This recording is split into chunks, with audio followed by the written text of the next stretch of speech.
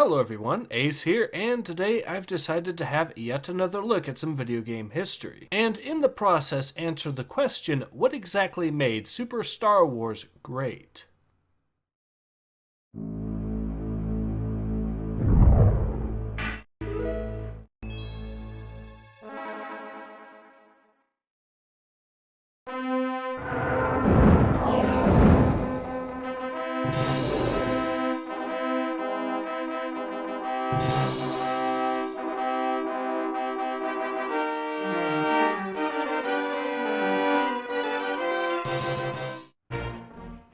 First released all the way back in 1992 exclusively for the Super Nintendo, and the first entry of the Super Star Wars trilogy of games, Super Star Wars is an absolute classic of a 2D side-scrolling platformer, and a truly beloved game for Nintendo fans and Star Wars fans alike. But to understand why this is the case, let's look at the factors that went into making Super Star Wars great. And perhaps the first thing to mention is the experience the developers had immediately before making Super Star Wars, as this team had just finished working on the Empire Strikes Back game for the original NES. And while the Star Wars games found on the original NES weren't bad, they could still be certainly called diamonds in the rough, being in some ways experimental, while at the same time being stuck with the hardware of the original NES at a time when the SNES had already come out. As a result, LucasArts decided to cancel Return of the Jedi on the NES and instead tasked the developers with making Super Star Wars, utilizing the experience they had on the original NES in order to drop certain ideas that didn't work, while at the same time using the far more advanced hardware of the SNES to better realize their ambitions. Speaking of which, I would also have to argue that one of the capabilities of the SNES in particular also had a big hand in contributing to what exactly made Super Star Wars great, that being Mode 7, or more specifically how it is utilized in the vehicle sections of Super Star Wars. It is of course worth noting that Star Wars is known not just for lightsabers of course, but also its impressive space battles. So while the utilization of Mode 7 to create a third-person vehicle shooter wasn't necessarily new at the time, the fact that it was combined with a solid 2D platformer and thus offered what was at the time a complete Star Wars package did make this game and its successors stand out. And it may have even served as something of an inspiration for future third-person and first-person shooter games that also had the occasional vehicle section.